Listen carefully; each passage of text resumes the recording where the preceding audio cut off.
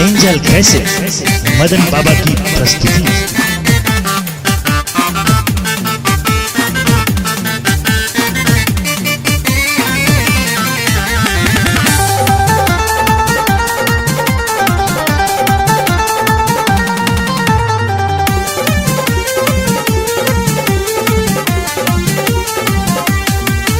पिया बोलो ना कितना चढ़ाई बाटे, आगे पीछे ही ऐसे कथा ही बाटे।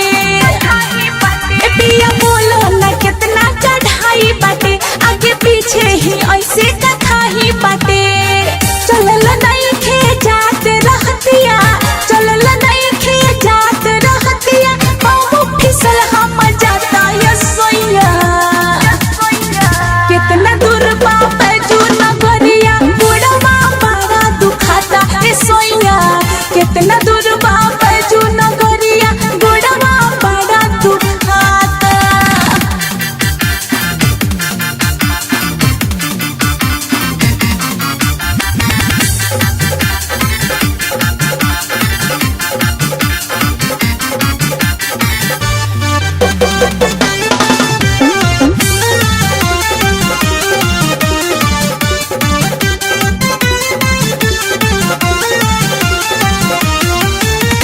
बबुआ के पापा सुनी रहुए बताई, सुइया पहाड़ कैसे चढ़े हम चढ़ाई। हमारा से काम और नाही रोकाई, सौ से हो पाम हम गइल बचिलाई।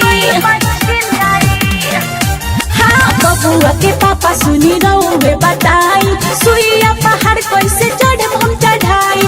हमारा से काम और हो नाही रोकाई, सौ से पाम गइल बाटे छिलाई। बोलबा बोलबा बोलत बानी, बोलबा बोलबा बोलत बानी, दुखवा नहीं और राता ये सोइया। कितना दूर बाप जू नगरिया, बुढ़वा बड़ा दुखाता ए सोइया। कितना दूर बाप जू नगरिया, बुढ़वा बड़ा दुखाता।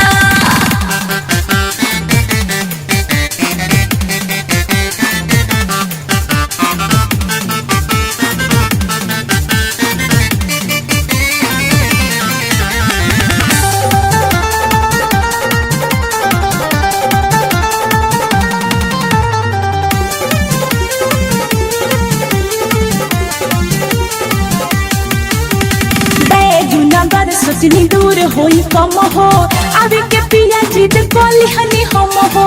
रीमा कहे कि अब नहीं आइब, लगता हमर निकल जाई तुम हो।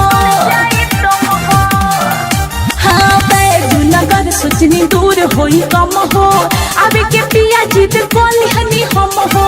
रीमा कहे अब हम नहीं आइब, लगता हमर निकल जाई तुम हो।